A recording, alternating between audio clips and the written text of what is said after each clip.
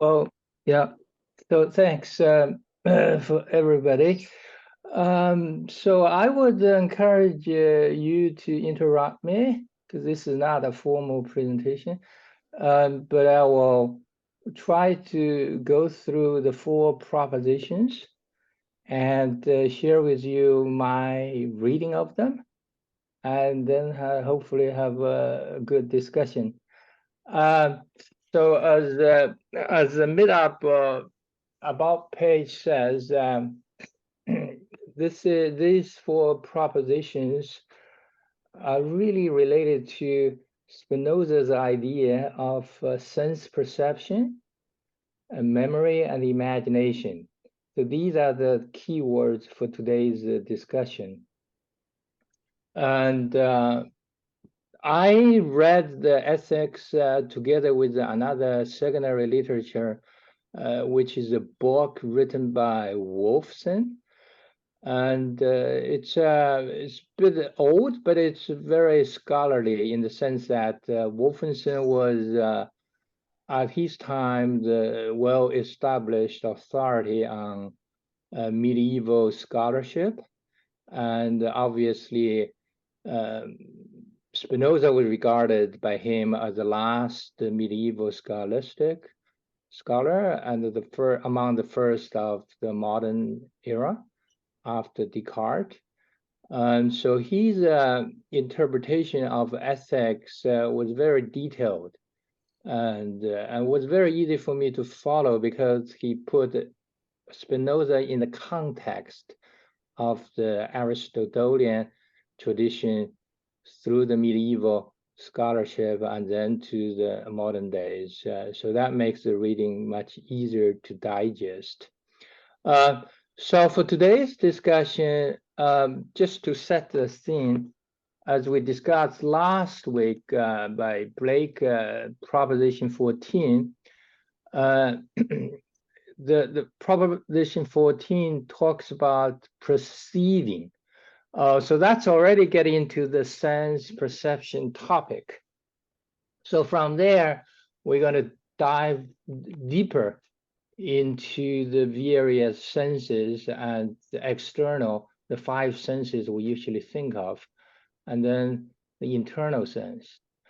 So just to structure the discussion today, I'm going to talk about the Proposition 15, which focus on sensation and perception, and 16, that talks about the perception of external bodies through our internal human body. 17 then goes on to talk about imagination and memory. And 18 talks about a special kind of memory, recollection. So these are the overviews of my discussion. All right, I hope there's no questions on this. Now, to start with the Proposition 15. Okay, so what does he say? The idea that constitutes human mind, not simple, but composed of many ideas. Because if you were here last week, we spent some time talk about the composition. You know, Spinoza had 3 ways to describe a composite. Two types of composite and one type that's simple. And here, he's applying that idea to this description of the human mind. So what does he mean? Yeah, so the sentence reads more commonsensically, but what really is he driving at? Okay, so the first question I ask myself is, where do ideas originate from? So if he's talking about ideas, so what is his formulation of ideas? Where do they come from? What is behind it? So understand that we have to bring in the concept of sensations and perception. And this is very much in the tradition of mainstream philosophy. How do we get ideas, right? We cannot just sit there like God, just to theorize, just to contemplate, just to think, right? As human, we need to start with some empirical experience. So the idea of sensations, which are considered elementary, and then go on from there to form perception, and then eventually form ideas, etc. So that's how this proposition, together with the 14th, start the discussion of sensation and perception. Now, there are various sensations, right? So if you read some of the Kant, he would say manifold of sensations. They all come hit us, and then they are grouped together to form a perception. That's the general way that the philosophers view the sensation and the perception. But there are very different views on how exactly that mechanism is formed. How do we go from a variety of sensations to a unified perception? Okay, so some of the history, starting with Aristotle, and especially medieval scholastics, we got 5 senses. Okay, so no dispute on that. And then we have a perception that is conceptualized as a common sense. So, and this common sense is slightly different from what we usually use today in our daily language when we say common sense. But the medievals use that word in a slightly different way. They actually mean a unifying perception, a common, something to put together, sensus communis. So it somewhat unifies the 5 senses. And for them, there's a bit of interesting details for me I'd like to share with you. They thought the organ of the common sense is the heart instead of brain. And with that organ, we form perception of various things as a totality, as a whole. Now Spinoza. Okay, so with that background, Spinoza's idea, his idea of this mechanism is that simple sensations, they just collapse to composite perception of many things. And that's why he spent a lot of time in Proposition 14 and in the earlier postulates to talk about the composites. For him, the 5 external senses we get, all these will just club into a composite, and he called that as perception.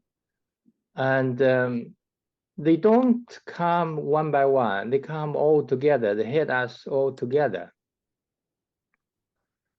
And obviously in Proposition 14, if you recall, human mind is capable of perceiving a great many things at the same time.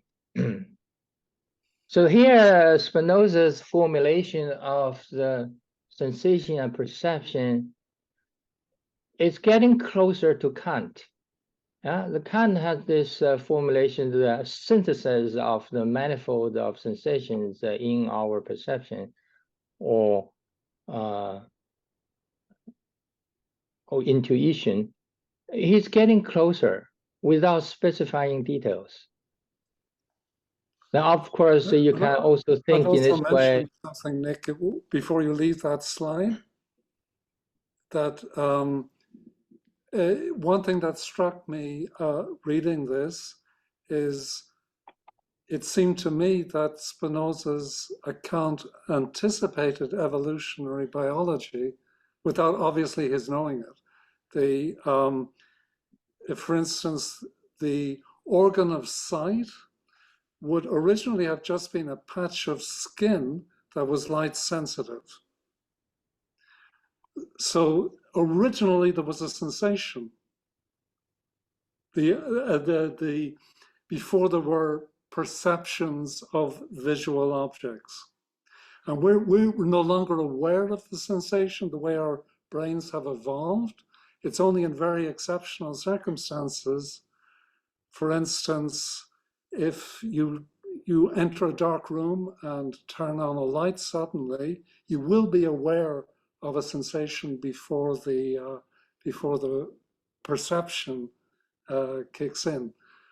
I just mentioned this because I'm often struck reading Spinoza by how much of his account anticipates modern science, or in this case, modern neuroscience. Obviously, accidentally. Obviously, he must have been thinking of the Aristotelian account, but it does happen to fit in very well with the evolutionary biology account as well.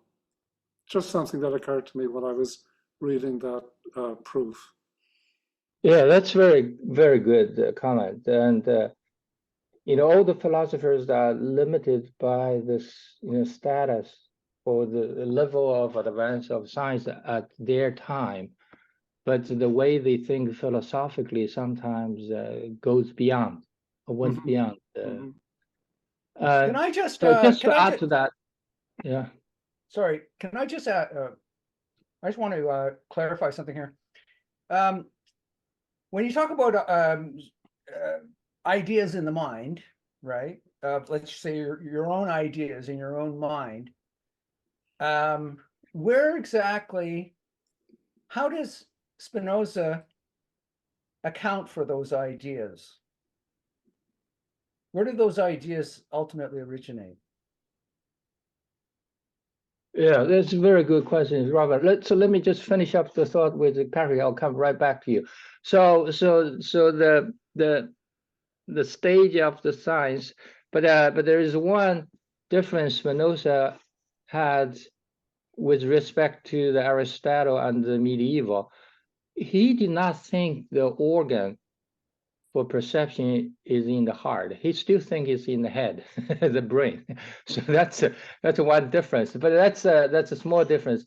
But coming back to the more fundamental question, Robert, you're asking, I think we may have to suspend it for later, because Spinoza's agenda was to set things up for his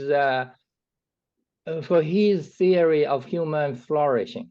Right, so just like Aristotle in Nicomachean Ethics, Aristotle had to describe, how our, mental faculties are divided into different departments, and then we exercise those different departments to the level of excellency. Then we have virtue. Then we are happy. So Spinoza is doing something similar. Okay, Nick, before but without getting into the detailed epistemological inquiry that Kant engaged in. Yeah, okay. So that's a long time to get rid of him.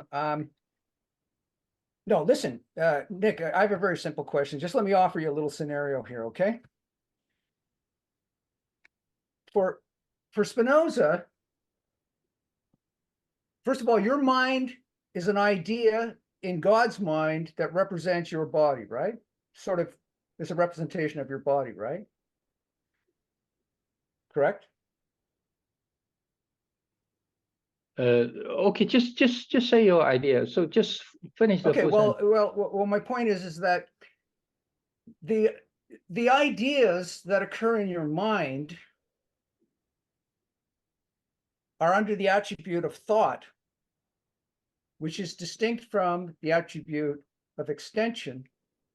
And when you talk about effects of the body, that's under the attribute of extension, which in no way provides an explanation of an idea that represents that effect on your body, right? Your body's affected. I mean, there's a great deal of discussion about sensation here, but effects of your body under the attribute of extension in no way explains or causes, or they're completely different nature from the attribute of thought, right? So everything that's transpiring in your mind Nothing that transpires in your mind originates from the realm of extension. So the ideas that you have in your mind don't have any relationship whatsoever, and often there's no explanation for ideas in your mind in terms of sensation. Sensation is in the realm under the attribute of extension. And there is no causal relation or between extension and thought, right? So every time you have an idea, it's a representation of a sensation, which is under the attribute of extension, but it doesn't originate there. We don't have sensation in the same way that an empiricist philosopher would talk about it, that my body's been affected and there's effects that run, either physically, or they had all kinds of other explanations to arrive at an idea of the sensation in your mind, but it doesn't originate in effects that are felt on the body under the attribute of extension, right? They don't have anything to do with one another. Okay, so I think I got you, Robert. So the question, where do ideas originate from?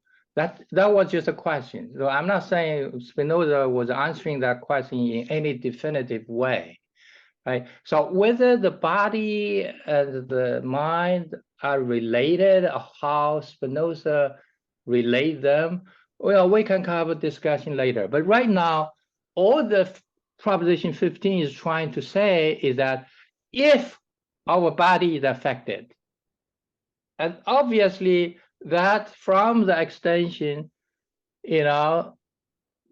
we'll get some sensation. The sensation will do something to our brain, or our brain will do something. So he's just saying, let's find out what is going on there. That's in that narrow sense. Instead of trying to answer the question, how did the Spinoza formulated the origination of idea? Okay, and it was just the first question that you posed there. Where do ideas originate from? And yeah, but ultimately there is no true distinction between the mind and the body, right? Because it's all part of one substance. So eventually they will at some point meet and be able to be connected between the mind and the body, right? I mean, it's not. There's one connection. There's one connection, and that is it's one substance. Exactly right, because it's one substance, two attributes, right? Right. So in other words, the two attributes would some eventually be unified in that one substance. They're always exactly identical. Great. They're always exactly identical in the one substance. All right. So the last name I put there, Protagoras. The reason is that Protagoras has the idea that everything is relative, everything is subjective, and Spinoza clearly did not go that far. Spinoza is talking about subjective sensation forming inside our body and doing something to our brain, and then have an effect on ideas, etc. So he's not that far as 100% subjective, but he does recognize the importance of our human body and human sensation. All right, so that's just starting clearing the field to set it up, and then see how he proves it. Okay, so let's move on. All right, so he demonstrated this or proved this in what I have broken down into 4 steps. So let's just go through them, see how his thinking evolved. Okay, so first he says, well, the idea that constitutes the formal being of the human mind is the idea of a body. Well, why is that? Well, I got it from Proposition 13. All right, so what did 13 say? 13 says the object of the idea constituting the constituting the human body is the body. So it was already said so. Okay, so there's no mystery there. So the next step is say, okay, then by postulate 1, this body, a body, is composed of a great many highly composite individuals. What did the postulate 1 say? Well, postulate 1 says the human body is composed of a great many individuals of different natures, each of which is highly composite. Okay, fine. So we gone through that. So if we accept that and combine this postulate 1 with proposition 13, then the idea of human body is the idea of body. But each individual composing the body, there is necessarily an idea in God. Okay, there's something new. So the first 2 steps are just a restatement of previous propositions or postulates. And step 3 says, okay, but you are really necessarily talking about an idea in God. Why? Well, from the corollary of proposition 8. So what does corollary of proposition 8 say? It says, so long as singular things do not exist, except insofar as they are comprehended in God's attribute, their objective being or ideas do not exist except insofar as God's infinite idea exists. All right, so what is he saying? He's saying,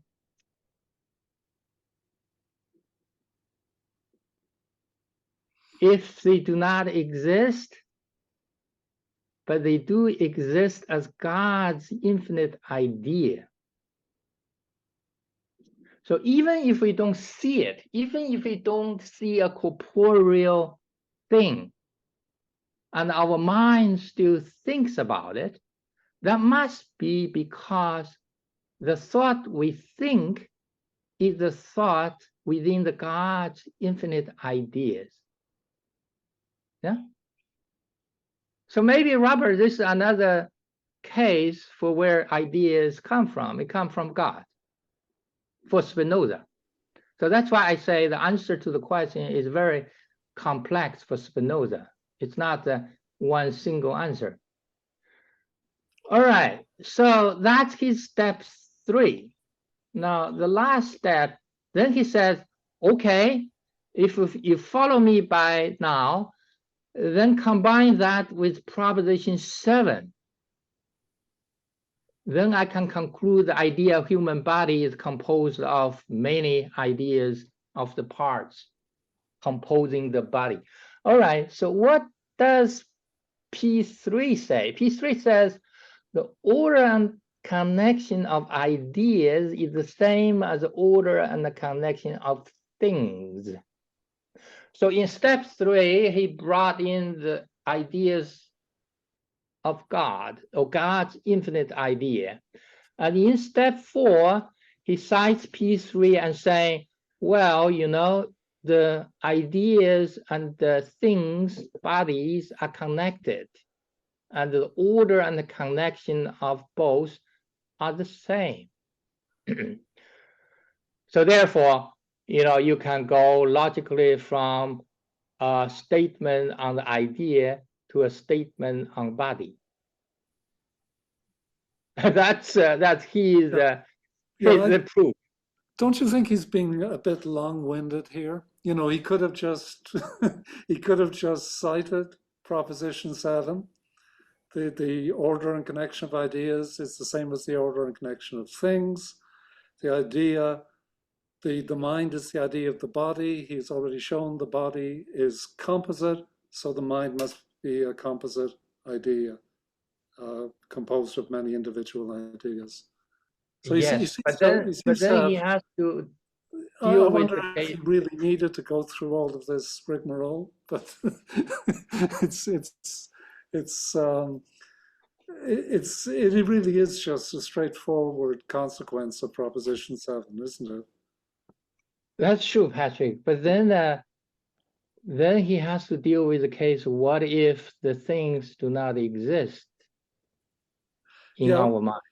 And that's the step 3. He has to cite another proposition or corollary to bring in the God idea. Oh, he actually, I see. So in step 3, he is citing Proposition 8. Yeah. Okay, good. Okay. Missed All right. that. Okay. Yeah. So, but I agree with you. You know, these are not apodictic proof in the mathematical sense. These are just narratives with the support of previous propositions or suppositions. Yeah. Okay. All right. But at least we get a better idea what he is thinking when he writes the P15, right? Sure. The composite. So I think that's somewhat useful. All right. So that is a proof or demonstration of P15, and so obviously it's quite easily done. All right. Any questions from the room? So Spinoza believes that substance and attributes are distinct but not separate, and that the attributes, although they're a way of understanding substance, actually belong to substance. And so it's like you were saying, everything emanates from God. When it comes to the mind and the extension, you can't really separate the two. So I think that also translates to that realm, because the brain is a physical part of the body. And so clearly there's a symbiotic relationship between the brain, which detects the sensations and produces thought, and the you can't completely separate it, even though he's talking about this extension. So again, it's a long-winded way of saying that there's a symbiotic relationship between everything, and that everything ultimately comes from God, distinct but not separate. Like a coin, you have heads and you have tails. You can flip the coin, you can see one side or the other. Those are distinct, and yet they're still part of the same coin. It's not separate. And I think that translates to what he's saying about substance and attributes, etc. Yeah, I fully agree. What you articulated, the general philosophical principle. Yeah.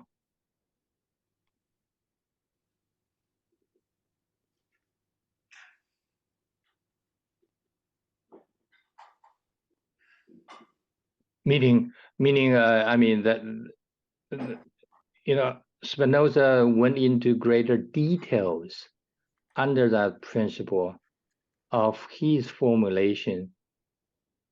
You know, in your case, you know, the two sides of the coin, that's one scenario.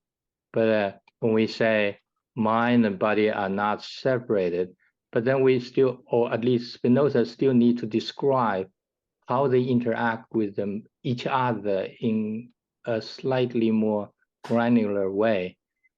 Then later he can refer back and say, hey, look, you know, you want happiness, you want flourishing, you know, do this, do that, because your mind and body will interact this way or that way.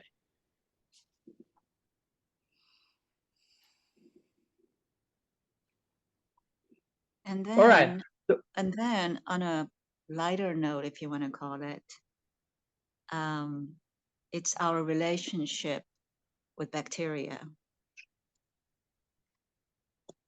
There's been theories that our body has more bacteria than cells. So how about that? No. Well, no? he does say that our bodies you're not even amused by that composite comment? bodies. So I think he could accommodate that idea rather easily. I'm sorry, Patrick. What did you just say? I Oh, missed the first. Well, the idea that we have huge populations of unicellular organisms in our guts, Yes. that would fit in very well with Spinoza's idea that the human body is a composite of simpler bodies. Right. So what's controlling who? You know, is that bacteria controlling us? Well, or I don't think there is, for Spinoza, there is no controller. It's a sort of hierarchy of cooperating bodies that self-organizes into an organism. There's no top dog here. It is an interesting concept. All right, so let's move on to P16. Yeah, P16. Okay, so it talks about the nature of the human body and the nature of the external body. So here the interaction is not within the human body, but across human bodies with the external world. And so it was easier for me to start with the corollary one. Then I'll come back to the main text of the proposition. Corollary one says, first, the human mind perceives the nature of a great many bodies together with the nature of its own body. Okay, that follows closely from the proposition. But this together with are key words for me. And by together with, what he meant was that the nature of its own body, that's our own body, causes the perception of the nature of a great many external bodies. That's what he meant by using the word together with. So one is causing the other. And that's a deep philosophical statement. And this thinking is in line with Descartes. That nothing is known of the external objects by the senses, but their figure, magnitude, or motion. So Descartes would say, okay, we don't know anything about external body, external objects, except a few things we do know. And that is through the senses we have. So in a sense, Spinoza follows Descartes, but also has his own ways of formulating the connection of our own world, our internal world with the external world. Now, then the next corollary is more interesting. It says the idea which we have of external bodies indicates the condition of our own body more than the nature of the external body. So not only we perceive the external body together the nature of our own body, but we get more out of it in understanding the nature of our own body than the understanding of the nature of the external bodies. Now, this is quite striking, yeah? So it basically says that when you look out of the window of a tree, you understand yourself more than you understand the tree. But that's a very extreme statement. But that carries the idea that Spinoza thinks we understand more of our own nature when we try to understand the nature of the external objects or body. If I can quickly offer an example here, Nick, I think that, for example, you say we look at a tree, right? So I think what Spinoza is saying is that our sight of the tree, that sensation and effect of our body, the tree itself affects the sense organ in such a way that it affects our body. But the idea that we have in our mind that represents that sensation involves the sensation and the effect of our body much more than it does the nature of the tree. As a matter of fact, you can't even get to know the nature of the tree at all through sense experience. The Well, effect that the tree has on except by inference. That's, I think, the way modern neuroscience would cast it. It would say that perception is a matter of inference from the raw sense data to the percept. Yeah. So But again, the ideas that are that represent the effect of that's in your body, that doesn't have anything to do with neuroscience. No, but neuroscience would say that the electrical signals which are transduced along the optic, for example, the optic nerve, serve as input to a process of inference, and the percept of the tree is the output of that process of inference. It is quite consistent with this description. Yeah, would be true to say that the we are, our bodies are inside the world, and that means that the world is inside us, and so you're breathing the air from the outside world, right? And you're affected by all kinds of light and sensations that are not just outside the world, but they are affecting you as a body, and that indicates that you are self-conscious. You have to become self-conscious of the external world to survive as a body in this world. Well, I think that we can understand it even more simply. Things like colors, a physics course will tell you that they don't actually exist in the external world, that there is electromagnetic radiation of various wavelengths, but there are no colors. The colors are the output of our perceptual apparatus. When our nervous system is stimulated by these electromagnetic waves. So are you But there are saying no that when colors in the physical world, just waves. Are you saying that when we arrive at the color red as an idea, that's an inference? Yeah, that's the standard neuroscience understanding since Helmholtz. In the end of the 19th century, he realized that there was a time lapse of, say, 30 milliseconds between the reception of a signal, say at the optic nerve, and the perception of the object that was the origin of the signal. It's actually motivated by Kant, as it happens, to arrive. I was just going to say that an inference is something that is under the attribute of thought, right? But everything that originates through sensation are physical effects, right? And so, well, Spinoza is merely telling us that what's going on in the attribute of extension and what's going on in the attribute of thought, they are parallel to each other without, and they're therefore denying that there's a causal connection between the two, but without giving us any more information about how that parallelism comes to be. He just tells us that that's the way it is.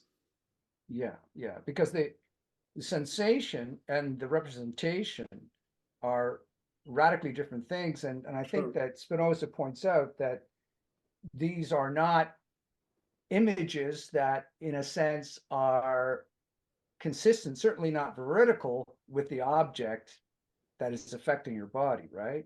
The image that you have in your mind doesn't correlate with.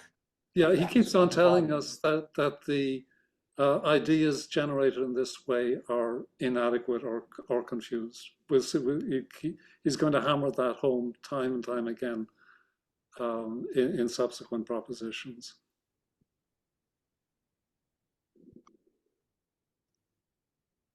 All right, so knowledge of external things is relative to us.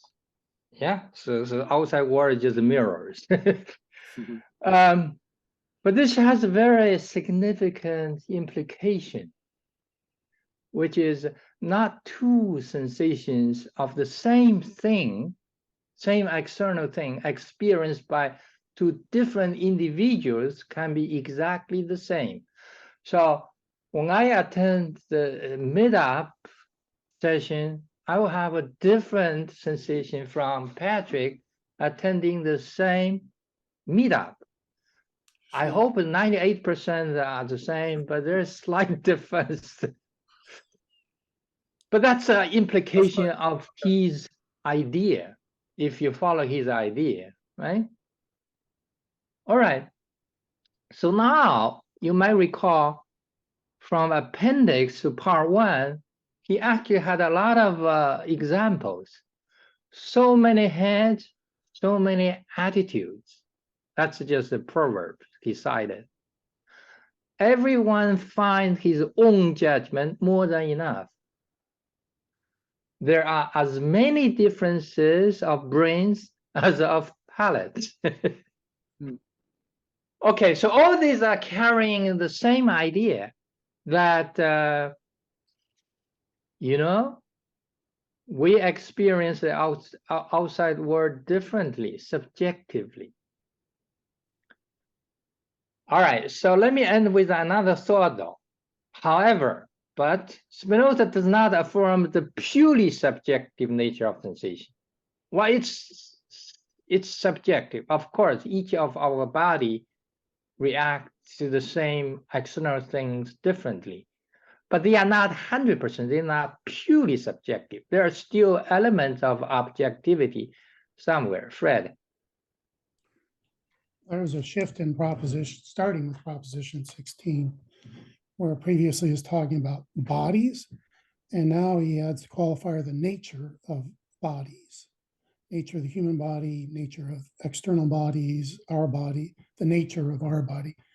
And I wonder, I kind of take it that's an artifact of the fact that he's discussing modes, and modes follow from the nature of things, as I understand it.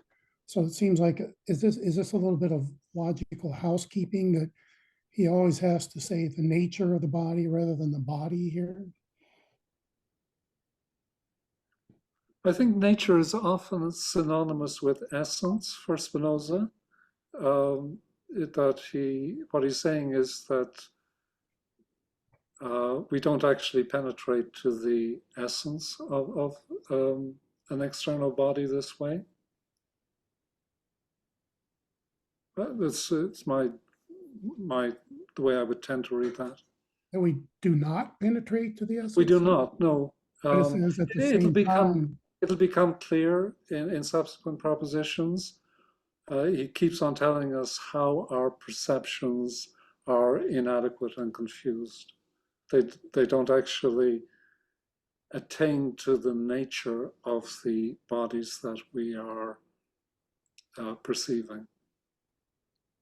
But it seems like, I don't know, I'll just wait, because it seems like it does say that pertains to the nature of the external bodies here in proposition 16, but I'll wait for clarification on that. Well, he is saying that our perceptions indicate the condition of our own body more than they do the nature of the external body.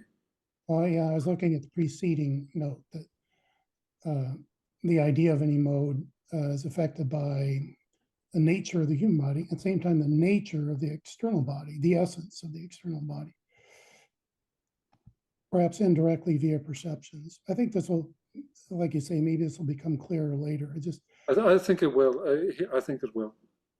Thanks. If you think about an effect that anything that has on you, if the idea that you form involves your own body, the way that object has affected you, then it's a mess, in terms of you're trying to perceive the nature or the essence of the object itself.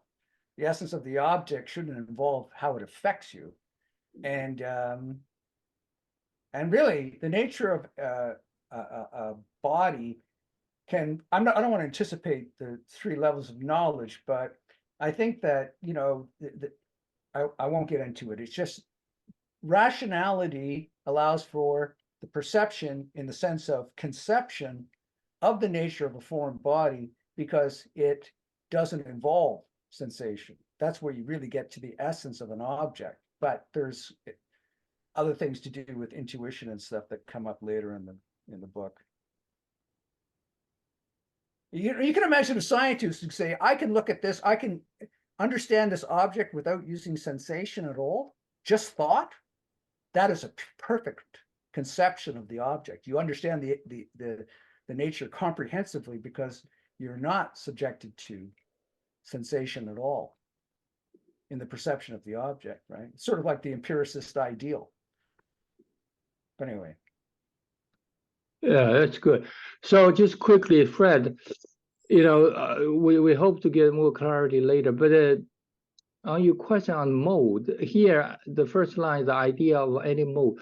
Here, you know, it's a shame I don't read Latin, but here I'm suspecting mode does not mean the mode that he talks about as a modification.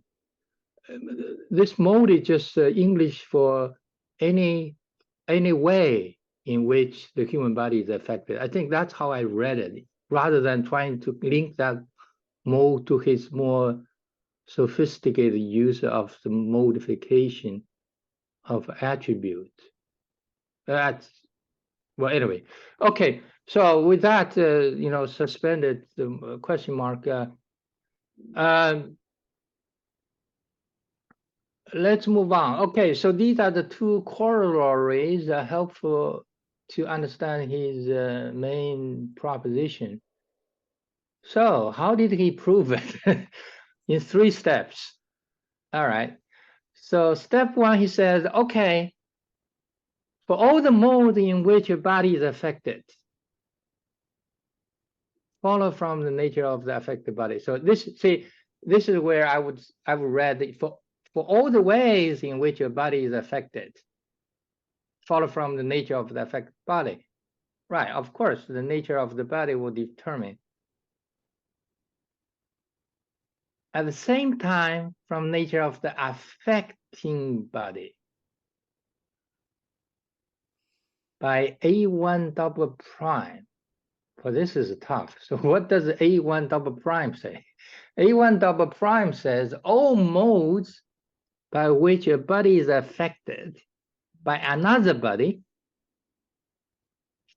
follow both from the nature of the body. Okay, fine, you said that, affected, and at the same time from the nature of the affecting body. So he's saying, basically saying, you know, if you want to understand the affection, you know, you got to consider the one that's being affected and the one that does the affection, the one that hits you and the one that get hit. You got to consider them both. That's all what he's saying to me, with all those wordy statements, right? So he's saying, okay, if you want to understand how a body is affected, you need to understand the nature of the body being affected and the nature of whatever is doing that affecting to that body. All right, enough. So, oh, he hasn't finished with the A1 double prime yet. So that one and the same body may be moved differently according to differences in the nature of the bodies moving it. So basically saying, you are like, if you try to understand the body of Nicholas being affected, you have to understand who is affecting Nicholas. Is it Fred or is it Patrick? Well, that you will have a different answer depending on who is affecting Nicholas. I think that's what he says to me. Okay, very commonsensical, I would say. Oh, he hasn't finished yet. And conversely, different bodies may be moved differently by one and the same body. Yeah, so just a statement in an alternative way, right? if I affect Fred and I affect Patrick, even though I am the same one doing the affecting, but the effect on Fred will be different from the effect on Patrick. All right, that's what he says. That's quite commonsensical. So A1 double prime basically saying you gotta understand, you gotta both sides of the effect in order to have the full picture. So with that, he's saying, okay, if you agree with me on A1 double prime, then for all the modes in which a body is affected follow from the nature of the affected body, yes, and at the same time from nature of affecting body. Okay, that makes sense. All right, let's move on. Enough. All right, then the next step, the second step, he has so the idea of them will necessarily involve the nature of each body. Well, that's very commonsensical. And it follows logically for me, but nevertheless, he still wants to cite another assumption. Part 1, assumption 4. The knowledge of an effect depends on and involves the knowledge of its cause. That's very subtle. It's just saying, in order to understand the effect, you need to understand the cause. Right? If you agree with that assumption, I think we all agree. How could we argue with that? Then we understand the effect and the cause together. All right. So the last step in his demonstration. And so the idea of each mode in which the human body is affected by an external body involves the nature of human body and of the external body. Okay, that's just a statement of that proposition. And by going through these 3 steps, some of them are minutely subtle. We could just gloss over it, and usually we do gloss over it. We reach the conclusion that we have to involve the nature of both bodies, the one being affected, the one that is affecting, in order to have the totality of the picture. That's what he's saying to me. All right, this is interesting for me, but maybe dry for you. So any comments, questions? Otherwise, we'll just move on because it's quite easily done.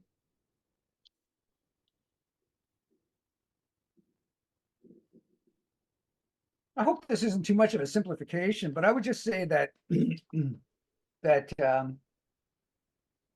for example, if you consider the mind of a rock, okay, the mind of a rock, what kind of ideas can it form when the sun comes up and starts shining down on it, right? Well, the rock can get slightly warmer, so you may say that in the mind of this rock, it has a sensation of warming up, getting warmer, right? But it doesn't affect that rock in many other ways. It comes,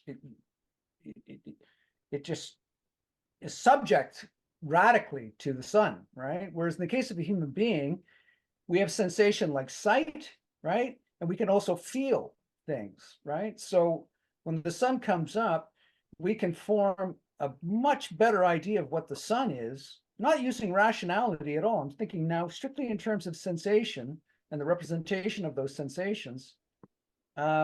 We feel warmth and we can also see the sun. So it can affect the body it can be affected in many more ways than the rock can be affected. And for that reason, we can form a complex idea of the sun and the significance of the sun because our body is more susceptible to the effects of the sun. But at the same time, the idea that we form are limited to the extent to which our body can be affected by the sun. Our body can get warmer and we can see the sun. And that's basically it. So the ideas, the representations that we form in our mind, that form in our mind, I should say, they are representations of both the sun itself, the object, and our body insofar as our body has the capacity to be receptive to the object that is the sun, right? I'm not sure whether that worked as an explanation of the point that he's trying to make of how the external body, the idea always involves the nature of the external body as well as the subject's body, the person's body. So in this proposition, my understanding is that he's talking about a causal relationship between the human body and the bodies in the external world, right? And that is there's a relationship there. There's always a relationship there. The body is never in isolation, so there's always a relationship between human body and the external bodies in the world, in the environment. So yeah, except that the situation that I was describing was something where the human body is entirely passive, you know, except insofar as we know that our bodies, when it gets really warm, we have a kind of a natural thermometer, you know what I mean? So it ensures that our body temperature doesn't rise too high. So the body sort of ventilates itself naturally. So to that extent, the body is actively involved in ensuring that the body doesn't become too hot. And in that way, the body's, it alleviates the effects of the sun. And therefore the idea that is formed in the mind will reflect the fact that we have not become too hot because there's an activity of the body involved as well. Mhm. I'm not sure whether that was a very good example that I chose.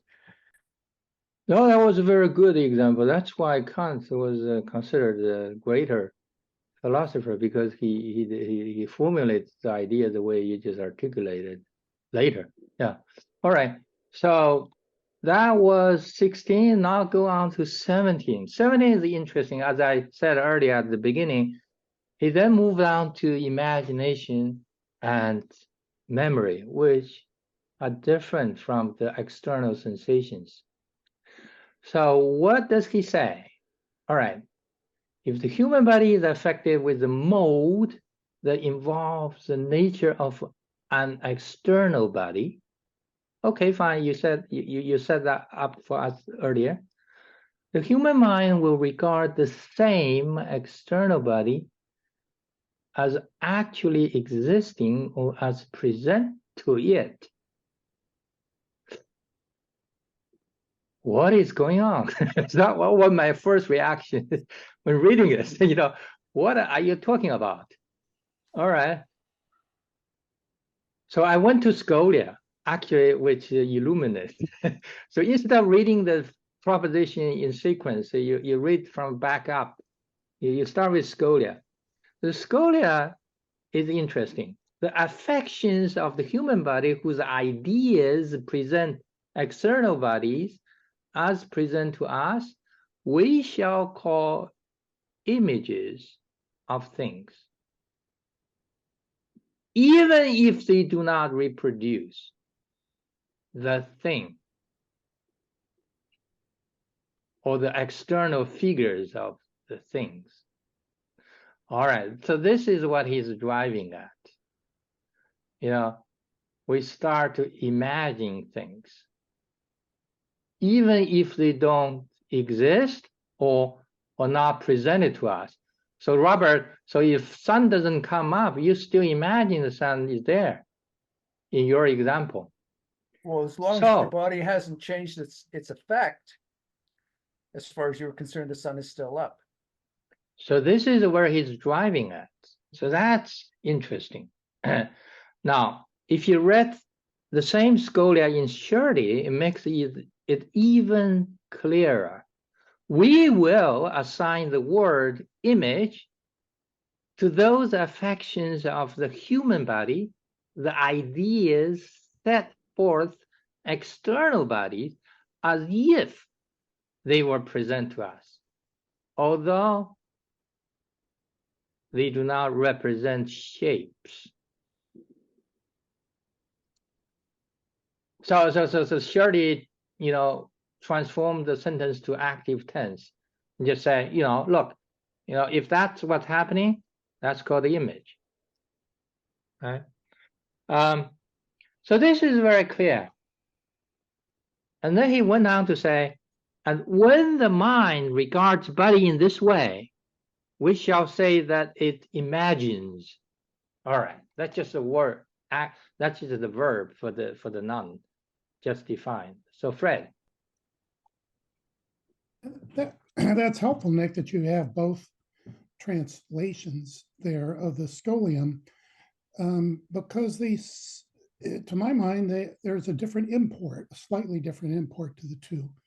The first one says that we will, let's call images of things, the rerum imagines, even if they do not reproduce the figures of things. The Shirley translation says that those, let's see, set forth externals as if they are present to us, although they do not represent shapes. There's a difference between even if and the more strenuous assertion that they do not represent shapes. You get the drift? Yeah, that's a good comment. So it's a shame, I don't know who reads Latin to see what Spinoza really meant. But let's just explicate a bit, unpack this a little bit if we could. Even if means given the situation, given that they don't reproduce, I still go on to believe it. I still go on to imagine it. Although they don't. Well, I imagine them anyway, whether they represent or not. So I guess the subtle difference is that in Shirley translation, there is a scenario where the external things does represent to our mind, but nevertheless, I still imagine it, right? That's the connotation. That is absent from the Curley translation, even if. All right, so I hope some Spinoza scholar will figure this out later, what Spinoza really meant. But the overall message is that, you know, we start to imagine stuff in different situations. Then he want to say something about that our human mental status. All right, then he says, oh, there is the rest of the scholar, which is also very interesting. We see, therefore, how it can happen, as it often does, that we regard as present things that do not exist. Oh yeah, you're right, man. We always imagine stuff. But there's a very interesting idea he made. I mean, the first point I would say commonsensical. Yeah, okay, agree. You made that point. But the second point really strikes me. The mind does not err from the fact that it imagines. I think this is deep, right? Once he said it, and you think about it, you say, oh, of course, that must be the case. But only insofar as it is considered to lack an idea that excludes the existence of those things that it imagines to be present to it. So this is, I think, it got me to think quite a bit to fully understand it. So my example would be I daydream, right? I daydream to have that latest Tesla model car, which I cannot afford, but I really want it. It's so cool. But then I think, wait a minute, I'm daydreaming. So what the heck? I want a Ferrari that has 2,000 horsepower. Whoa, that would just shock all my friends into awe, into admiration. Anyway, I'm daydreaming. So what the heck of it? So I'm not making any mistake in daydreaming unobtainable, non-existent thing. As long as I realize I have the perception that I'm daydreaming, Then in my daydream, I can dream anything that is unimaginable. I think this is what he's driving at. So, but within my daydream, I don't make any mistake because all the facts are dreamt up by me as long as I'm consistent in certain sense.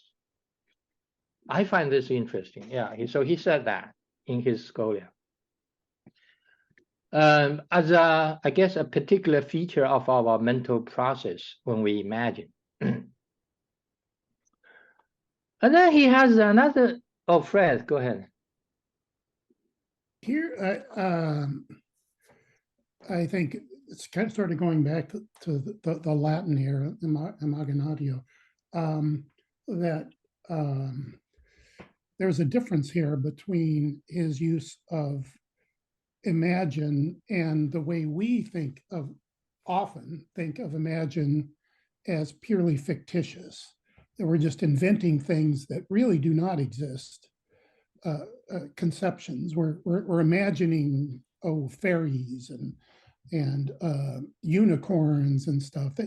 Here, I think it's his sense is intimately tied to internal representation, and in that sense, it's very much like Kant's notion of imagination. And we make the same mistake, I think, when we consider Kant. When he talks so much about imagination, that he's talking about some sort of fictitious representation, whereas in Kant, the imagination is the central role for unifying a manifold of experience into global time. So it's a concrete, but not necessarily faithful representation of perceptions that we make that is essential to synthesis. Now that's Kant, which is neither here nor there for Spinoza, but I think in the same sense, Spinoza's use of image and imagination is much more associated with perception than pure cognition, always relating back to external things. At least that's the sense that I get here. And I think that follows from the Latin. If I'm wrong, let me know, but I think that's the sense.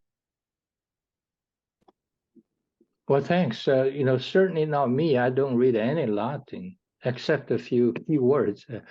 If you say so, I would take that. Yeah. So Kantian imagination is a mental faculty to unify manifold of sensations into perception, or even actually, combine with the intuition and develop into conception. So yeah, so it's a mental power, craft.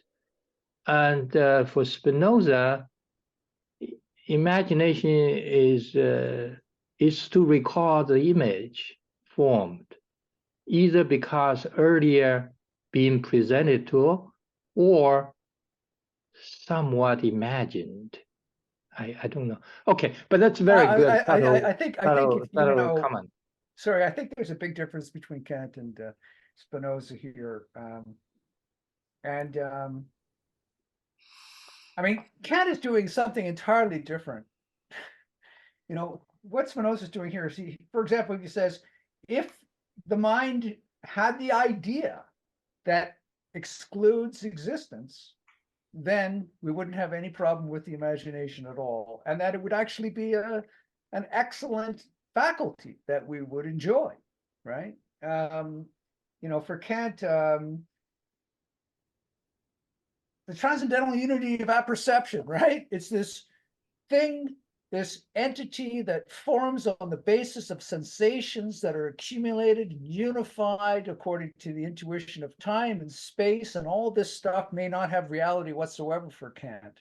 But that's not really what Spinoza is getting at here. He's just talking about how the mind does not have an idea of non-existence, and therefore it can make a fundamental error with respect to whether or not an actual object is there or not. You know, Yeah, and the yes, body so- has to be affected in some other way. There has to be a subsequent effect of the body, because the body will remain affected in that way, because the correlation between thought and extension, the idea will necessarily remain there as if the object still exists, right? Yeah, I'll try and explain later when Nick is finished, just briefly to explain the importance of the imagination for Spinoza, I think, is in the way it tends to govern our emotional lives when we get confused between imagination and reality. It's a big topic, but that's his focus rather than the Kantian idea. It's completely different. Oh, yeah, I totally agree. All I'm saying is that we often confuse imagination in these terms, both in Spinoza and in Kant and in other philosophers, with a notion of purely fictional, divorce from reality. And perhaps I probably shouldn't have mentioned Kant, because yeah, they're so far apart that it's not productive to mention that. Yeah, imagination. In this context, I think what he's really leading up to is memory. It seems, as I recall, that ultimately he's going to get to the point where he talks about memory. Yeah, imagination for Kant really is an instrument for perception and knowledge, right? But for Spinoza, it's a different thing. Let's just leave it at that. Yeah, okay. So nevertheless, I still think it's helpful to put this in context. Okay, so the rest of the scholia also cite example I find interesting because it's concrete, specific. So Paul's mind and body exist. Yeah. So Paul would think, depending on what happens to his body, but not Peter's. Let's say Peter actually does not exist. Oh, Peter existed and then he died. But Paul will continue to think Peter as if Peter was there. And then Paul's mind would think Peter's mind will also think Paul's body and mind, etc., the way the Paul's mind works. So I think that's commonsensical, but he put it here to illustrate this idea that we imagine things that no longer present to us. It's quite interesting. Yeah, so I find that. All right, so that's the scholia. So move on, because we started with the proposition, we went into scholia to understand it better. Then let's go back to the proposition, to see how he proves it, how he demonstrated. All right, so I broke it down into 4 steps. Step 1, for as long as the human body is so affected, the human mind by P12 will regard this affection of the body. So what does he need P12 for? Well, P12, whatever happens in the object of the idea constituting the human mind must be perceived by the human mind.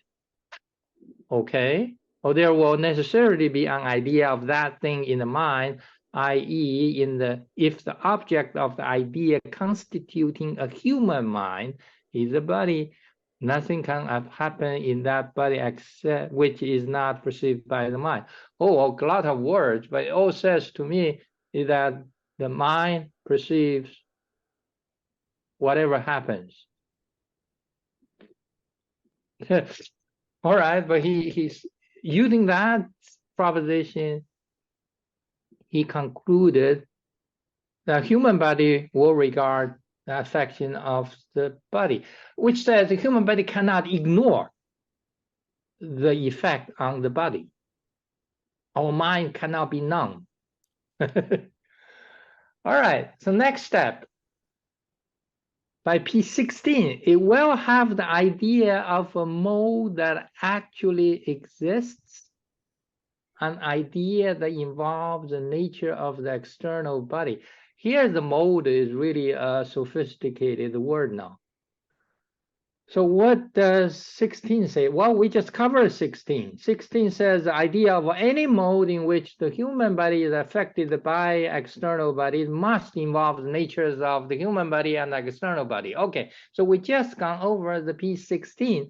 Using that, he says it, I guess it refers to human mind, will have the idea of a mode that actually exists, an idea that involves the nature of the external body.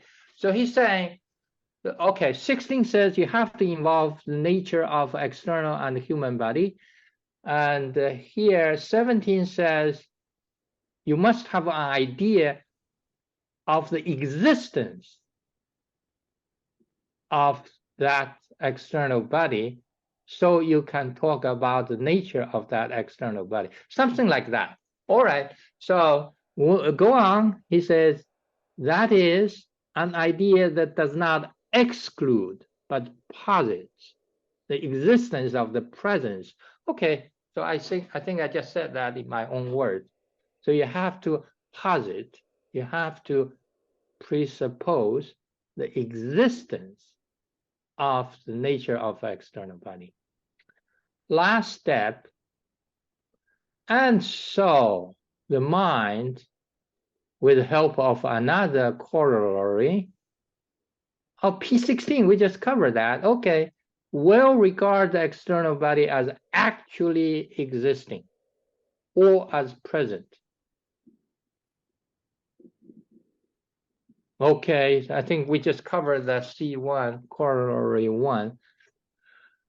A lot of words, multiple steps, but all it says is that the human mind will regard the same external body as actually existing. So he's saying the existence of affecting external body. Well, but this is a bit convoluted. I can confidently say I follow the P15 to P16 demonstration. For P17, I struggle a little bit, but I can accept it. I don't know what you think, what all of you think.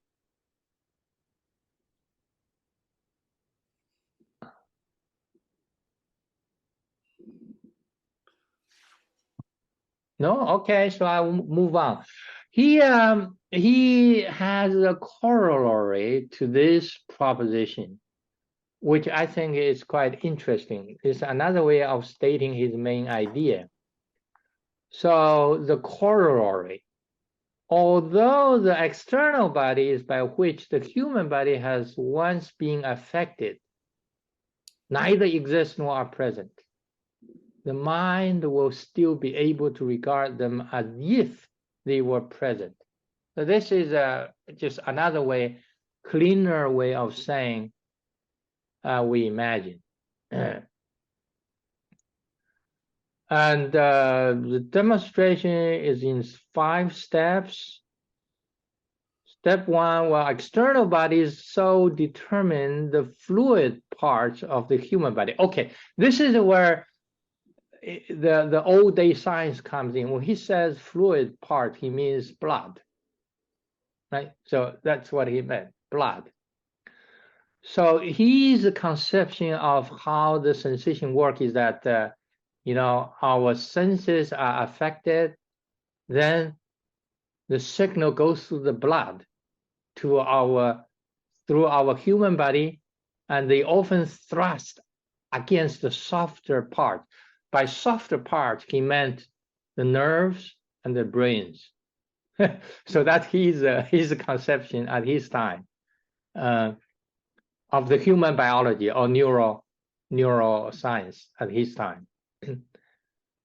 So when the blood's flowing through our body, to reach the nerve system of the brain, they change their surfaces, right? This is a very reductionist physiological picture.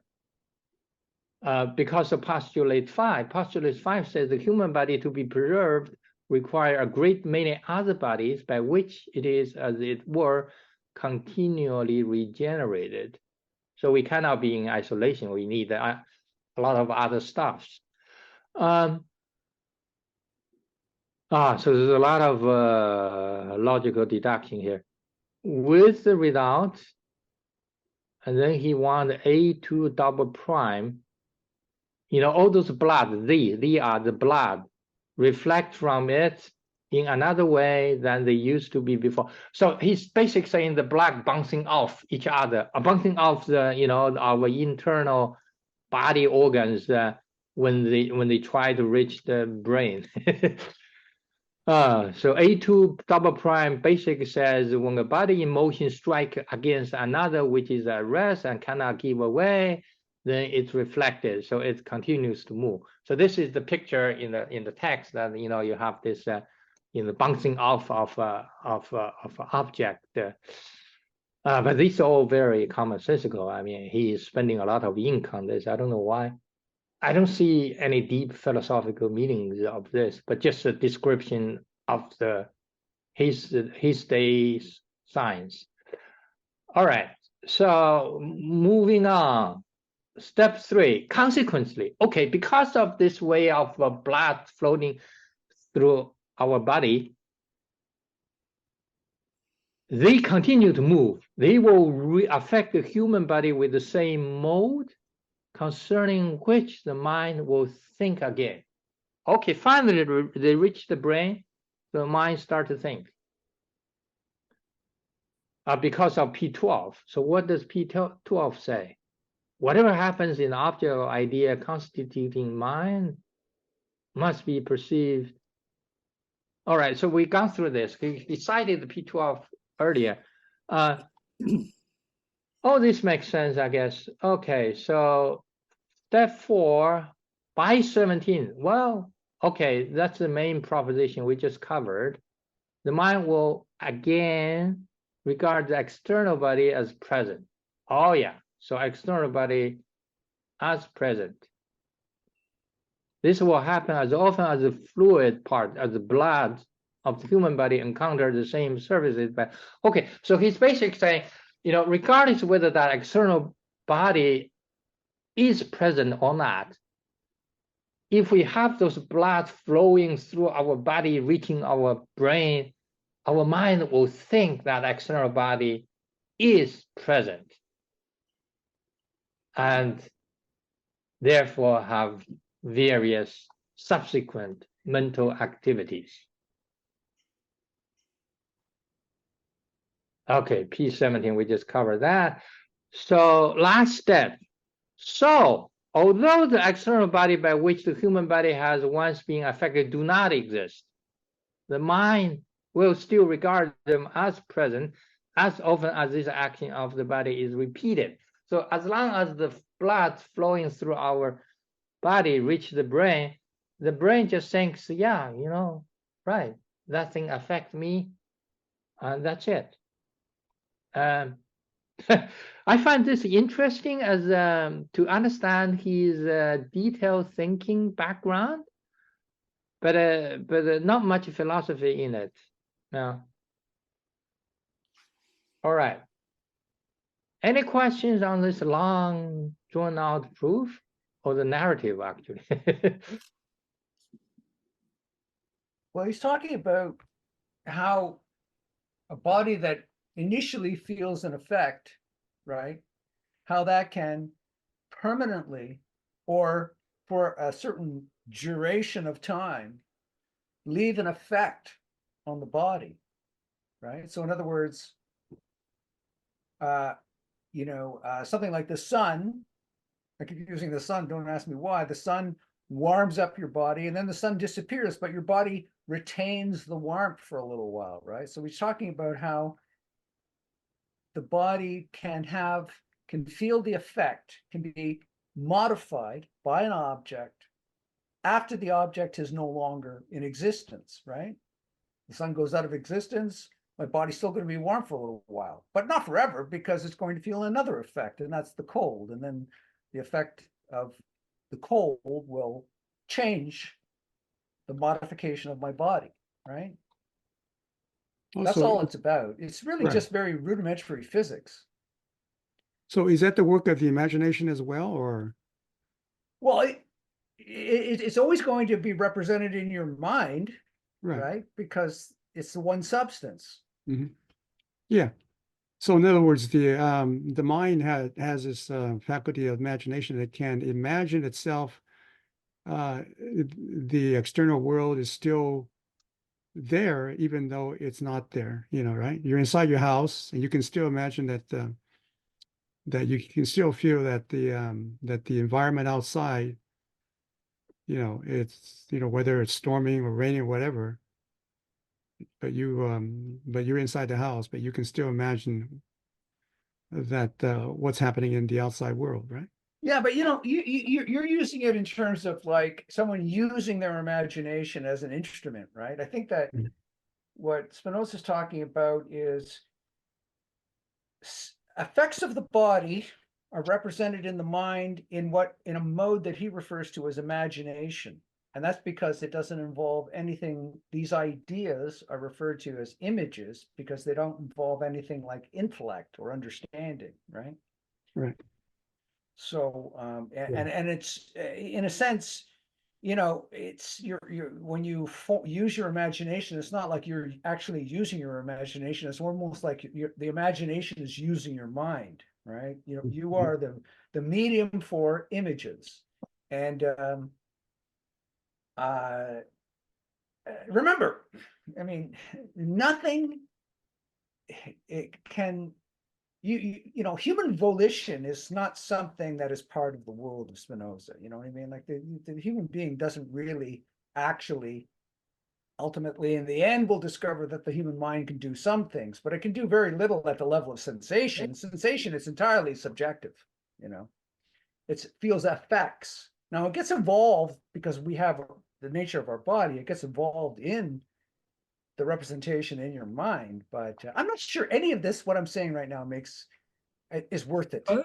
I think it eventually becomes clear, but really only in book 3, where he's dwelling at great length here on imagination and memory because they are primary sources of the passions, which is the subject of book 3. He is going to explain eventually how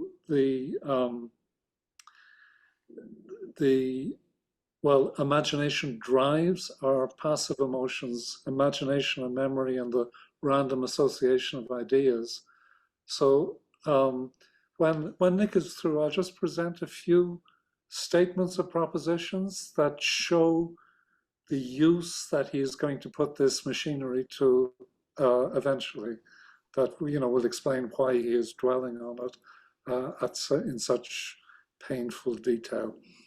Yeah, okay, so I'll speed up because it taking too long. All right, so but I do have some remarks, interesting remarks on this proposition.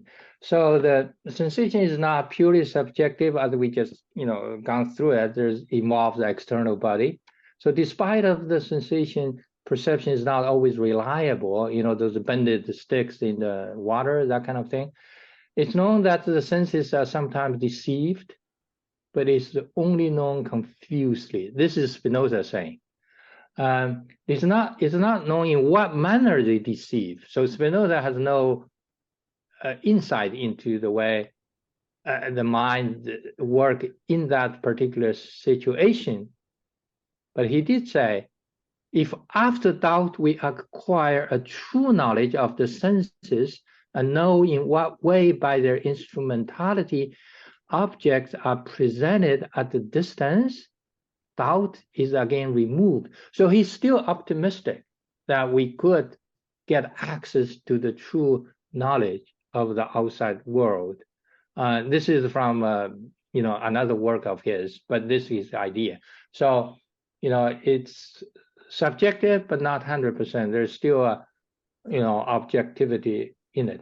And there is a proviso of the proposition, because when I presented the proposition, I used 3 dots, but there's actually the proviso until the body is affected by an effect that excludes the existence or presence of that body. So this is the conditional clause in the proposition that is important. It has a philosophical meaning. It actually signals he's moving from external senses to internal senses, imagination. I already mentioned that, but I just want to highlight that. So when we go from the 5 external senses, how many internal senses do you think we have? Well, the medievals think there are 5, corresponding to the 5 external senses. Descartes thought only 2, imagination and memory. Spinoza did not pronounce, but seems like he only focused on imagination and memory, as Patrick says, to set up his later work. All right, so I just want to make those interesting remarks and move on to the last proposition. The last one,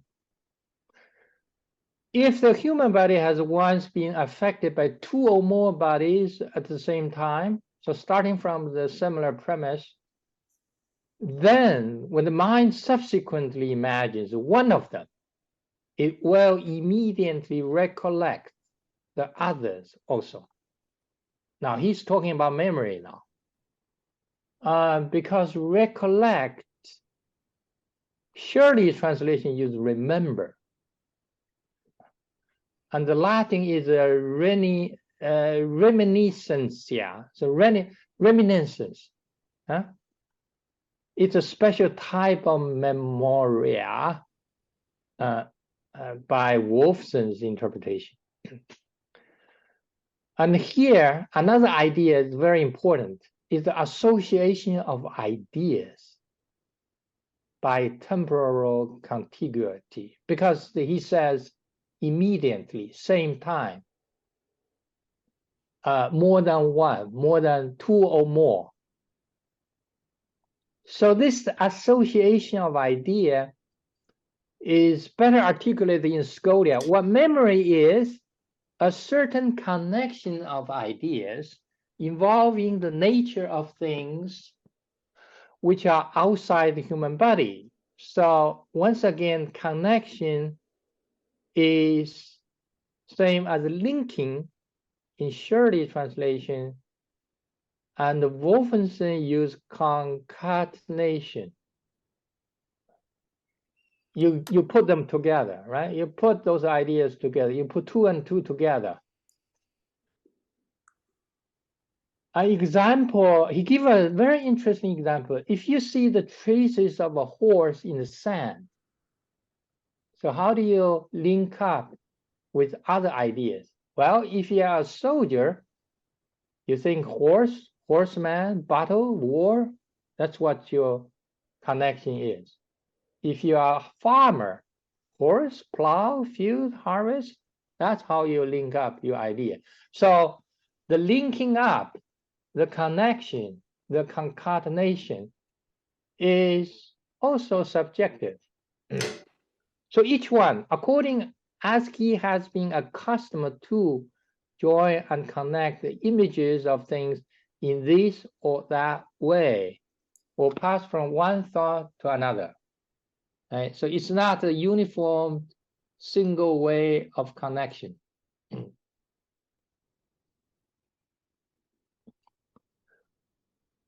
The connection of ideas which happens according to the order of the intellect by which the mind perceives things through their first causes, and which is the same in all men. However, say here, he has a different idea. If you are connecting ideas through their first causes, that you will reach the same conclusion no matter who you are. And this is different from the example of the horse, traces of the horse, the farmers, soldier, etc. Because none of those connections involve the first causes.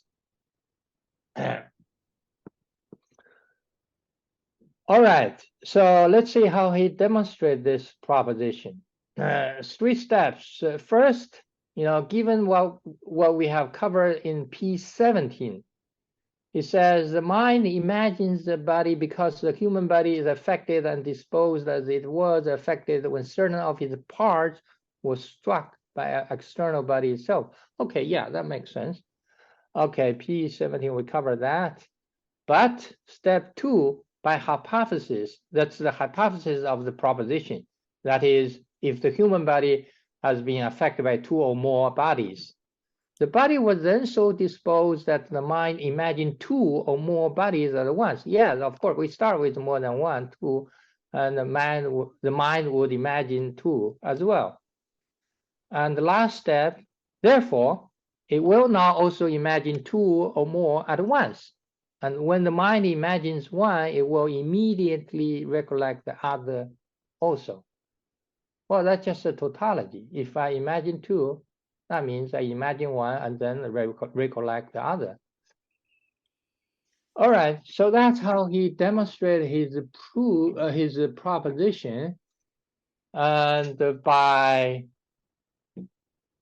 getting into the concept of memory or recollection, a special kind of memory. That's all I have. And I'll yield to Patrick unless somebody have a question.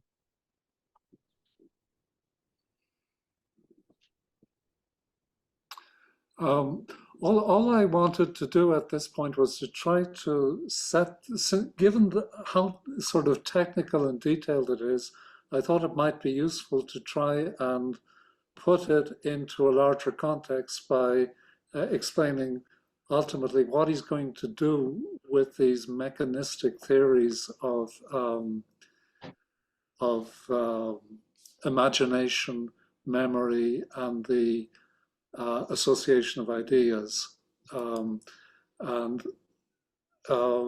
His next move in the ethics after book 2 is going to be to outline a mechanistic theory of the emotions. He's going to distinguish 3 primary emotions, which he calls joy, sadness, and desire. An emotion, basically, for Spinoza, it's a modification of the body together with an idea of the cause of this modification. You always have this dual aspect going. There's what's going on in the body and what's going on in the mind. The emotion is passive, or it's said to be a passion, if the idea of its cause is inadequate. And if the idea is adequate, then he calls it an active emotion or an active rational affect. And he wants to explain how in the sort of unregenerate human condition, our emotional lives are driven by passions, and he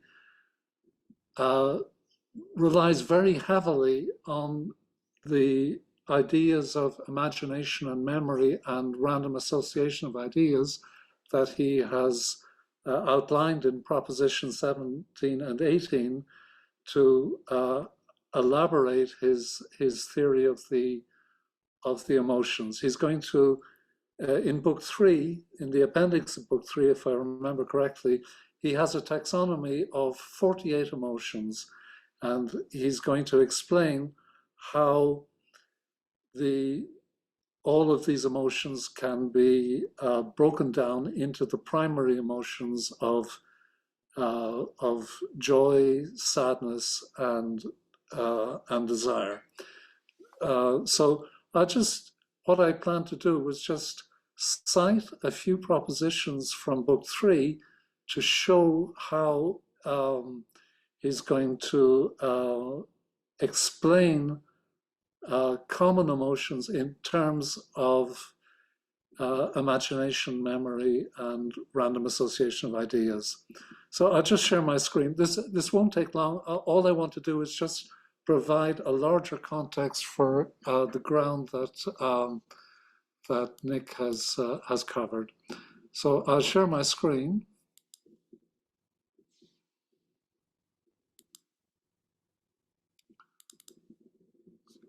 Does that come up? Does everyone see the share? Yeah. Good.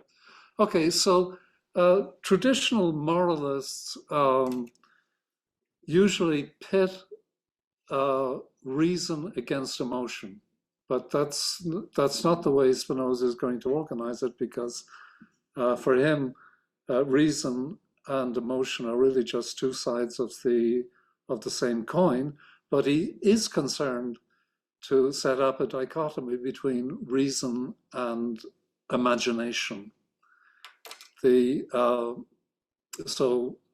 has already gone over this. Imagination is a situation where we regard as present things which are not actually present in our immediate experience. So here are some sort of propositions that explain what use he's going to make of this. He says that an emotion of pleasure or pain, a man is as much affected pleasurably or painfully, that's joyfully or sadly, depending on the translation. Here it seems that I've borrowed from the Elwes translation. So that's why he uses pleasure and pain rather than joy and sadness, which is what Curley favors. A man is as much affected pleasurably or painfully by the image of a thing, past or future, as by the image of a thing present. So through the imagination, okay, we can experience equally intense emotions of pleasure and pain. And the example that I've chosen here is hope and fear. Hope, he says, is nothing but an inconstant pleasure arising from the image of something future or past whereof we do not yet know the issue. And fear, an inconstant pain, also arising from the image of something concerning which we are in doubt. So entirely a product of the imagination. Hope for Spinoza is a passion, and all of the passions are, well, capable of being transformed into what he calls active rational affects. But the thing to remember is that although we are constantly being afflicted by passions, the sad or painful passions for Spinoza, such as fear or hope, are fundamentally useless, okay? To the extent that if we can transform them into active rational affects, they don't serve any useful purpose. So here is, I think, the fundamental role of the imagination in Spinoza's psychology. He has a proposition which we'll come to in, I guess, 2 or 3 meetings from now, where he says it's not in the nature of reason to regard things as contingent, but as necessary. And it is only through the imagination that we consider these things, whether in respect to the future or the past, as contingent. Remember what he means by contingent. He says that a thing is contingent only because of a defect in our knowledge. In fact, for Spinoza, the only dichotomy that he recognizes is a thing is either necessary or impossible. And if we call it contingent, it's merely because we don't have insight into the true causes. We don't have adequate ideas of the thing that we are calling contingent.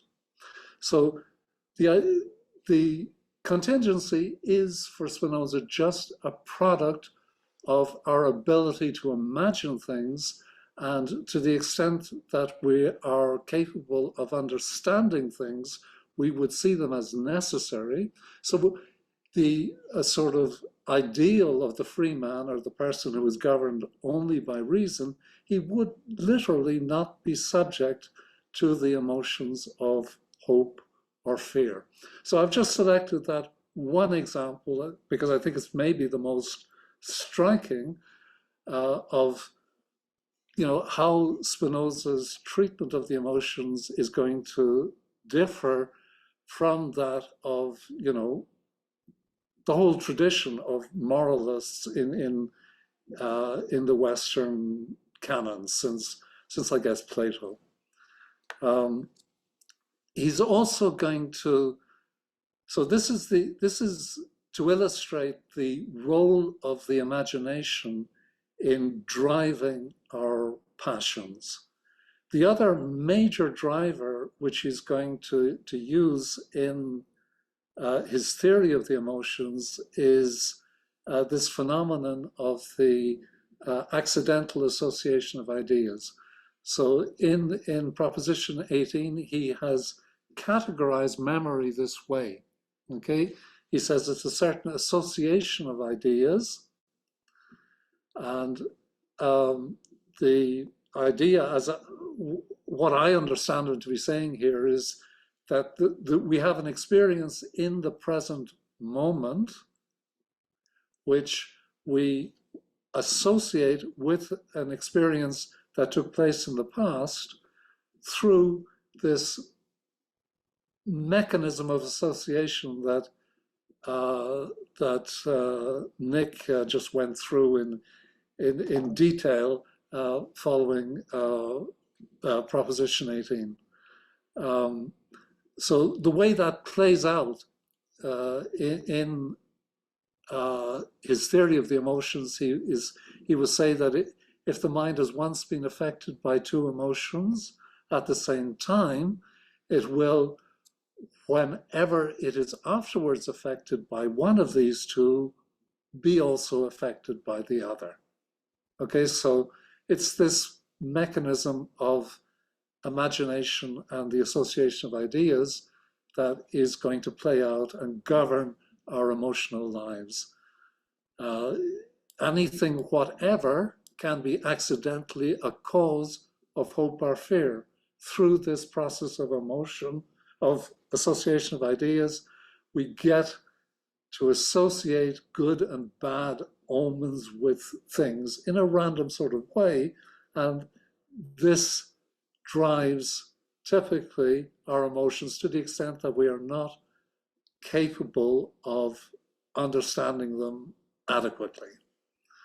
So, he says we are naturally so constituted as to believe readily in that which we hope for.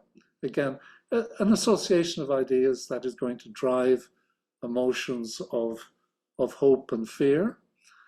And he even goes so far as to say that anything can accidentally be the cause of pleasure or pain or desire, all through this process of association of ideas. So I just wanted to make the point that this is where he is going to take these Propositions 17 and 18 in the next book of the Ethics. And ultimately, for Spinoza, an understanding of our emotion is what the ethics really is all about. He says, and it's one proposition in book 5, which I usually use as a sort of the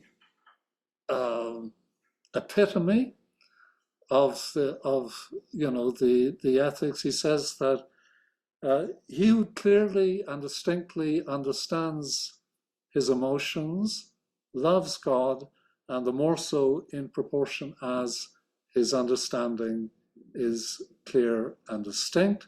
And that love of God is the emotion which he calls the intellectual love of God, which for Spinoza is the supremely pleasurable emotion. So I just wanted to sort of explain how I would situate these propositions that Nick covered in Spinoza's larger project. And that's all I really wanted. There are a few other remarks I could make. I think, you know, this proposition 15 does, you know, tell us something about Spinoza's overall understanding of human nature, how he sees us as composite bodies, how he sees our minds as composites of individual ideas. We're sort of born with desires and drives that we don't understand. We don't have any appreciation for which desires are really beneficial to us in the sense of serving the organism as a whole, and which are likely to get us into trouble because the benefit of satisfying the desire may be detrimental to the organism as a whole. We have to learn this, how to sort of balance all of the different drives that present themselves to us as a result of our composite nature.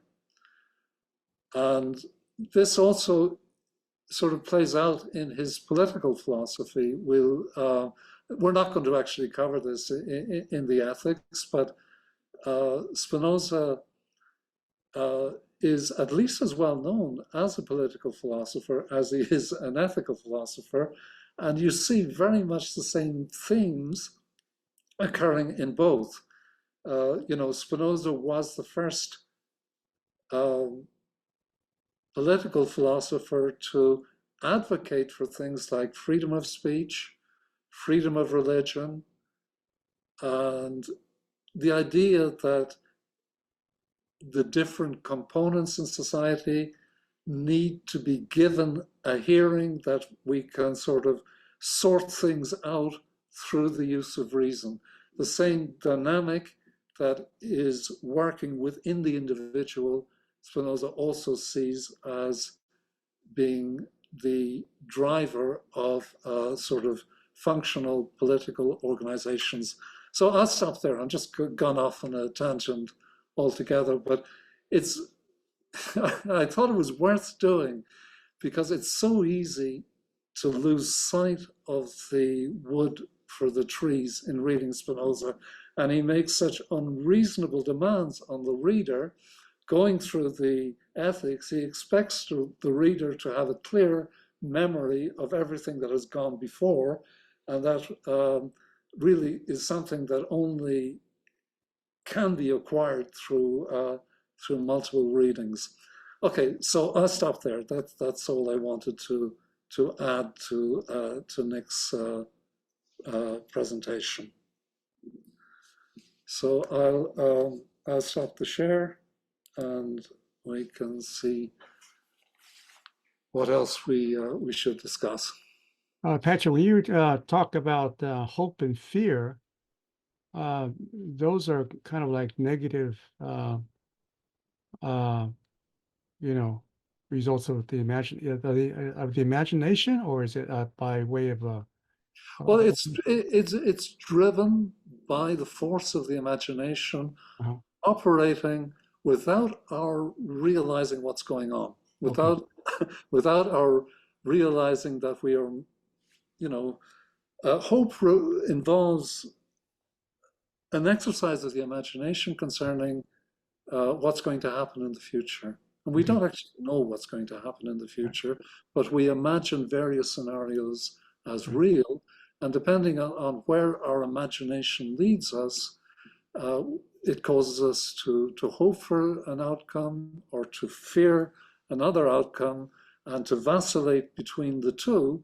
So for Spinoza, this is a paradigmatic example of a passion, a passive emotion, an emotion which is driven by confused or inadequate ideas. So he's saying that the imagination be controlled by reason.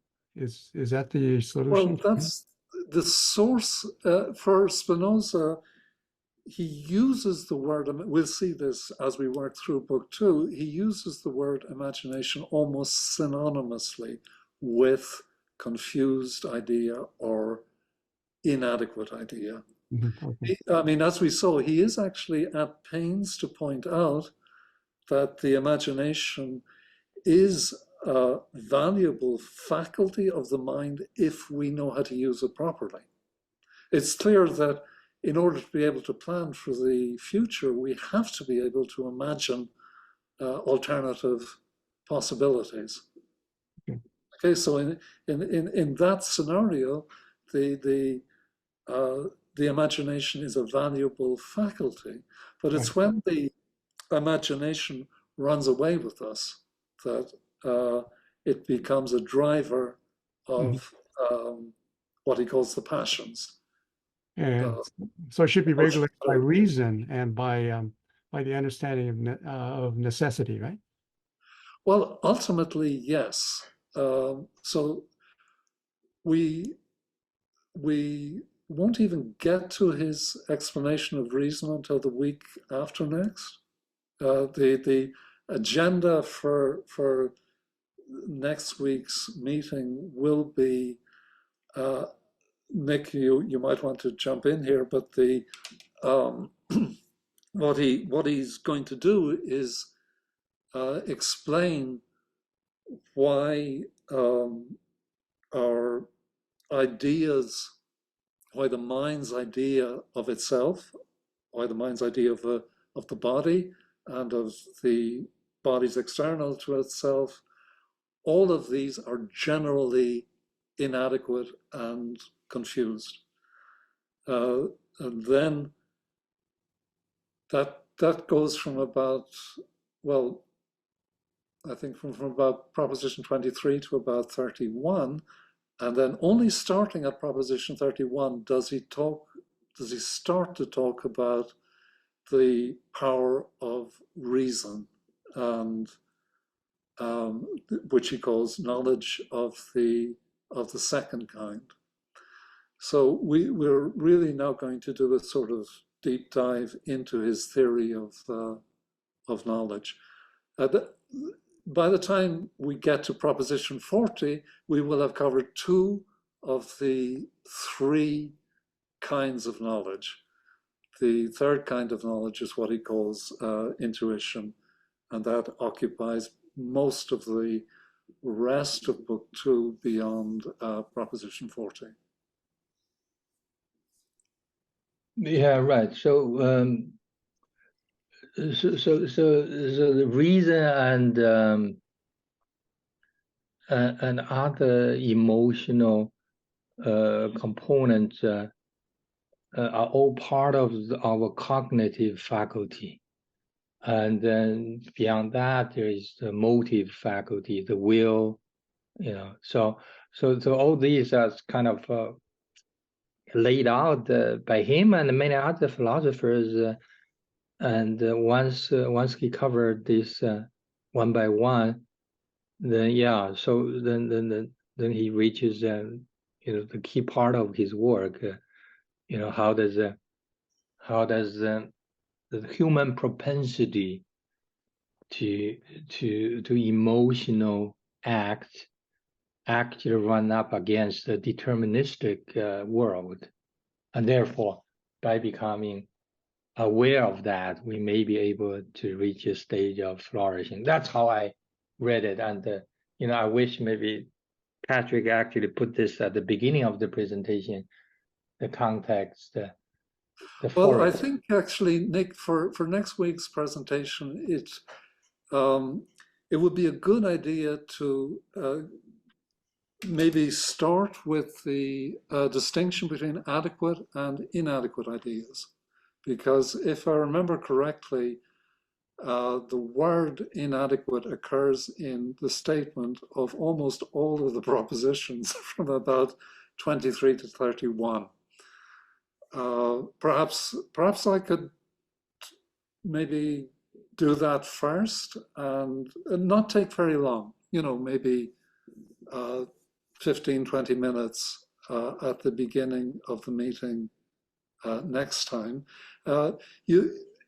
We'll stick to the plan that we laid out. The aim is to get up to Proposition 31 next time.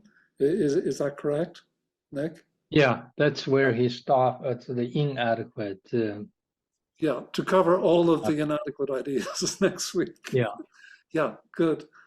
Now, where does the conatus fit into this picture of? That'll become clear only in Book 3. That's the sort of fundamental organizing principle of us as biological beings. Ultimately, he's going. So conatus is the idea,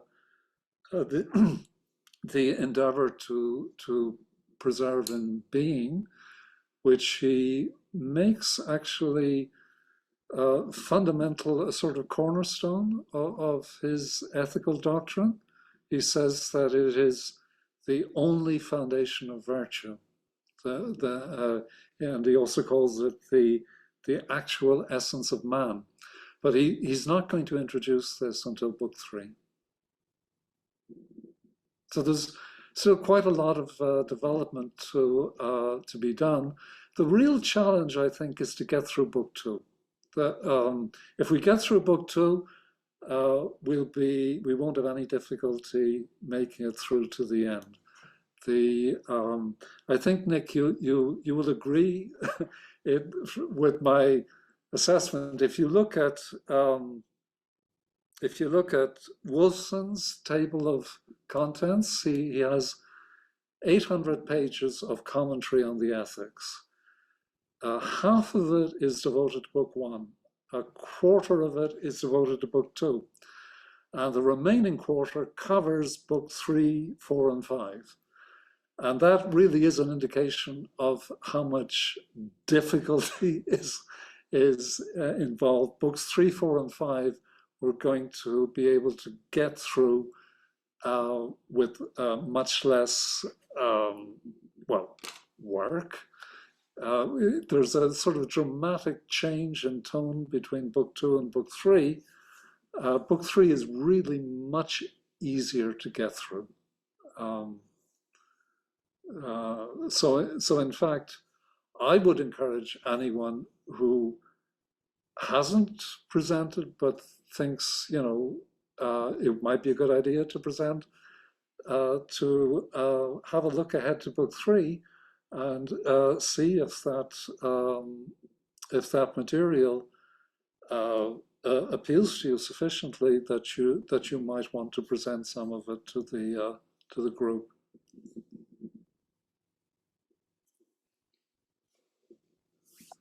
If I could just make one suggestion for anyone who's really interested,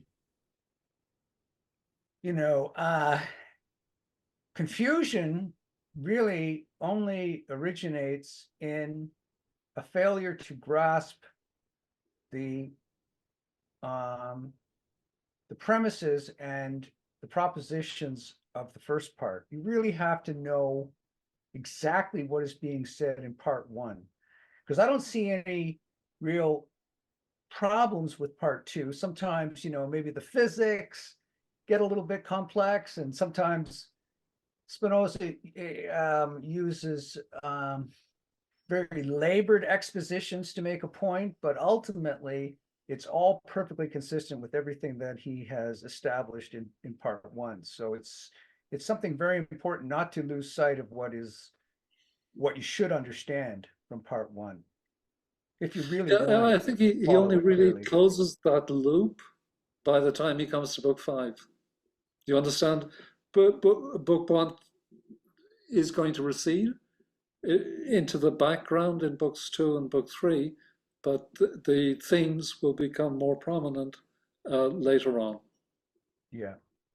But I mean, this second part is the body under the attribute of extension, right? And so if you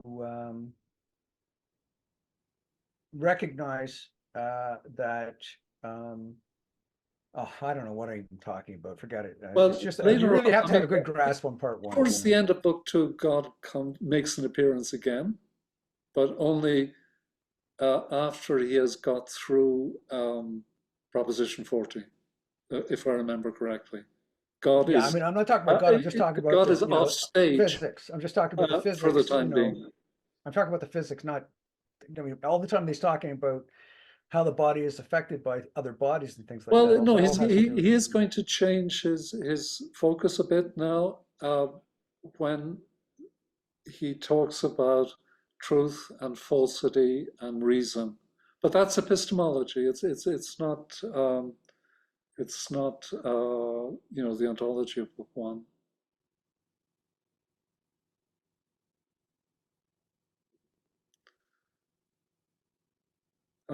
Daniel, are you still there? Okay, I'm going to call it a night now anyway because it's Yeah, 6:45. So it seems as if we have come to a natural stopping point for this evening. yeah. Good. Okay, Okay. everybody have a good night. Thank you very much. Nick, if there's anything you think